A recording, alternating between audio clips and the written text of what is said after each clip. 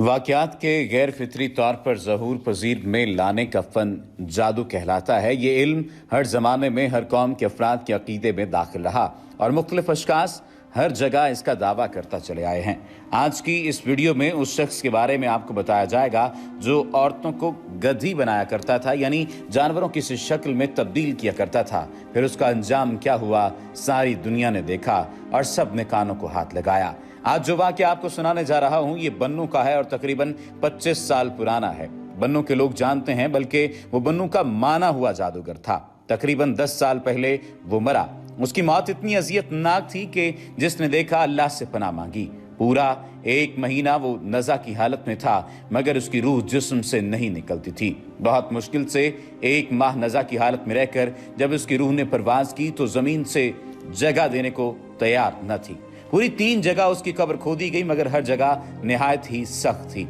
उसकी कब्र से क्या क्या सामान निकला, कौन कौन से जानवर निकले, आज की इस वीडियो में आपको बताया जाएगा। लेकिन अगर आपने अभी तक हमारे चैनल को सब्सक्राइब नहीं किया तो सब्सक्रिप्शन का बटन दबाकर सब्सक्राइब कर लीजिए और उसके साथ ही हमारे आइंदा आने वाले नए चैनल को जो कि लॉन्च कर दिया गया है अलिफ फिल्म्स को सब्सक्राइब कर लीजिए ताकि आइंदा आने वाली तमाम वीडियोस आपको मिलती रहें और तारीखी मालूमात भी आपके इल्म का हिस्सा हो। सबसे पहले बात कर लेते हैं जादू की और इसकी रिवायात की। कदीम मिस्र के पुजारी इसी दावे पर अपनी इबादत और मजहब की बुनियाद रखते थे। चुनाचे कुर्बानियां जादू ही की बुनियाद पर दी जाती थीं। कदीम मिस्री, बाबुल, वेदिक और दीगर रिवायतों में देवताओं की ताकत का जरिया भी जादू ही को ख्याल किया जाता है। यूरोप में मसीहियत के बावजूद इशाअत के जादू का रिवाज रहा है। अफ्रीका में अब तक ऐसे डॉक्टर मौजूद हैं जो जादू के जरिए इलाज करते हैं। स्याह इल्म या काला जादू जिन्नों, देवताओं और बदरूहों के साथ ताल्लुक पैदा करने का जरिया है और इल्म सफेद यानी सफेद जादू नेक रूहों और फरिश्तों के साथ मिलाता है। इसके अलावा कुदरती जादू कुदरत के वाक़यात में तसर्रुफ के काबिल बनाता है।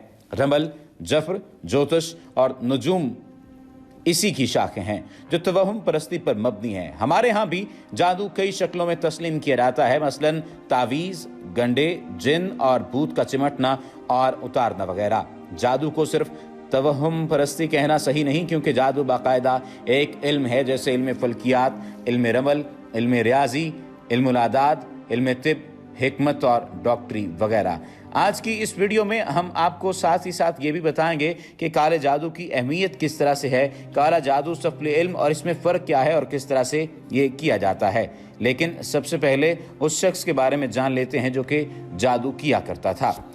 उस शख्स की जब कब्र तैयार हुई तो उसमें बिच्छू और सांप मौजूद थे। दूसरी जगह कब्र बनाई गई तो वहाँ भी सांप और बिच्छू, और फिर तीसरी जगह जब कब्र तैयार हुई तो सांप का हालात से ही पाला पड़ा। बनाने वाले लोग जमीन खोद खोद कर थक चुके थे, इसलिए उन्होंने तीसरी मर्तबा वही हालात देखकर कहा कि मजीद हम खुदाई नहीं कर सकते। इसलिए बेहतरी इसी में है कि मैयत को इसी कब्र के हवाले कर दिया जाए। मुश्तरका फैसला करके उस कब्र में फेंक कर कब्र बंद कर दी गई। पहले आप उसके एक चेले का वाक़या सुनिए। उसके चेले ने उससे थोड़ा इल्म हासिल करके अपने आप को मांगने वाला फ़कीर बना लिया और हर घर का दरवाज़ा खटखटा कर भीख मांगता, और अमूमन उस वक्त जब लोग कामों पर गए होते। जिस घर में कोई बच्चा भी ना होता और वो ताक झांक करता, और जिस घर में कोई खूबसूरत औरत दिल को भा जाती उससे खैरात लेकर उसको तावीज़ जागे के चक्कर में फंसा लेता। इसी तरह एक मर्तबा वो बन्नू की एक सैयद फैमिली के दरवाजे पर गया। मामूल के मुताबिक मर्द घर में मौजूद नहीं थे। खैरात देने के लिए औरत दरवाजे पर आई। फकीर ने कहा कि मैं तुमसे खैरात नहीं लेता, मेरा इल्म कहता है कि तुम पर किसी ने जादू किया है, बस तुम अपने थोड़े से बाल मुझे दो, मैं तुम्हारे जादू का तोड़ करूंगा। वो औरत भी सैयदजादी थी, कहने लगी अच्छा लाती हूँ। अंदर जाकर उसने गाय का जो बछड़ा मर जाता है उसके चमड़े में भुस भर देते हैं, उस चमड़े की दुम से बाल काट कर ले आई और उस फकीर को दे दिए। वह फकीर भी बड़ा खुश हुआ कि चलो एक नया शिकार फंसा लिया। जब उसका शौहर घर आया और उसने फकीर की पूरी बात बताई, शौहर ने कहा अच्छा किया। फिर खाना खाकर आराम करने लगा। जब रात हुई तो जिस कमरे में गाय वगैरह थी उस कमरे से आवाज़ आने लगी। उसका शौहर उठा और जानवरों के कमरे में गया और ये देखकर उसकी हैरत की इंतहा न रही कि गाय के बछड़े का चमड़ा उछल रहा है।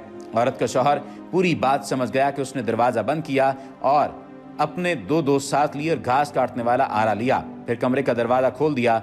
अब चमड़ा उछल उछल कर एक तरफ चल पड़ा। पीछे वो और उसके दोस्त छुपते छुपाते ताक़ुब करते रहे। अब वो चमड़ा कब्रिस्तान में दाखिल हो गया और बिल्कुल कब्रिस्तान के दरमियान में फकीर चौंपड़े के बाहर उसी तरफ देख रहा था, मगर वो हैरान हुआ कि औरत की बजाय कोई और चीज उसकी समझ आ रही है। फिर औरत के शौहर ने आकर उसको पकड़ लिया। उसने कहा कि मैं गलत था, मैंने औरत का गलत इस्तेमाल करना था, मगर अब मैं तौबा करता हूँ। मगर इस औरत के शौहर ने कहा कि मैं फिर तुम्हें मोहलत देकर और घरों को खराब नहीं करने दूंगा, और अपने दोस्तों के साथ इसका काम तमाम कर दिया। बाद में पुलिस को सारी तफसील बता दी, केस चला और वो बाइज्जत बरी हो गया। अब सुनिए उस फकीर को ये अमल सिखाने वाले जादूगर का हाल।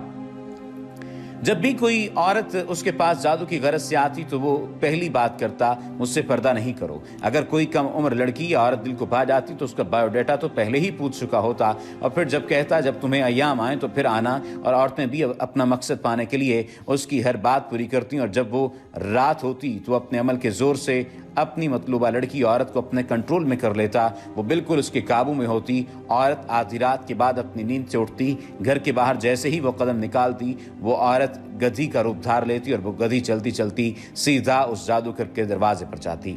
बस वो औरत या लड़की पूरी तरह उस जादूगर के कब्जे में। उसका गलत इस्तेमाल करने के बाद फिर उस औरत गधी का रूप देकर वापस कर देता, और वो अपने घर पहुंचकर सही हालत में आ जाती। इस तरह उसने अपने जादू से हर किसी का नुकसान किया, खासकर औरतों का, जिसकी कीमत उन औरतों को बहुत बड़ी मिकदार में चुकाना पड़ती।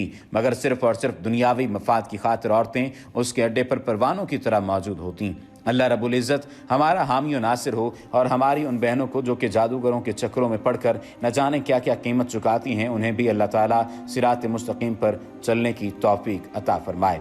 अब सवाल ये पैदा हुआ कि सफली चीज़ें क्या होती हैं, और काला जादू करने के लिए क्या क्या चीज़ें इस्तेमाल होती हैं, और किस तरह से इससे बचा जा सकता है।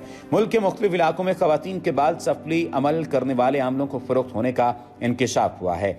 आज ऐसा गिरोह मुतहर्रिक है जो ख़वातीन के सर के बाल इंतहाई महंगे दामों खरीद रहा है, जबकि कई दीगर लोगों ने इस गैंग से वाबस्ता अफराद को कचरे के ढेरों से ऐसे बाल इकट्ठे करते हुए भी देखा है जो ख़वातीन कूड़े की नज़र कर देती हैं। ये लोग इस जवाज़ की बुनियाद पर सर के बाल खरीदते हैं कि आज़ा की पेवंदकारी में इस्तेमाल होते हैं, लेकिन ये दावा 100% दुरुस्त नहीं। सर में कंघी करते हुए ख़वातीन के जो बाल टूट जाते हैं उनको काला जादू करने वाले आमिल अपने कारिंदों के जरिए खरीदते हैं, क्योंकि बेऔलादी, घरेलू नाचाकी, मोहब्बत में नाकामी, कारोबारी खसारे के तोड़ और दूसरों को नुकसान पहुंचाने की गरज से ख़वातीन के बालों पर काला जादू किया जाता है। इसी तरह ब्यूटी पार्लर्स और कबाड़ियों के जरिए बालों की खरीदो फरोख्त एक मुनाफा बख्श कारोबार बन गया है।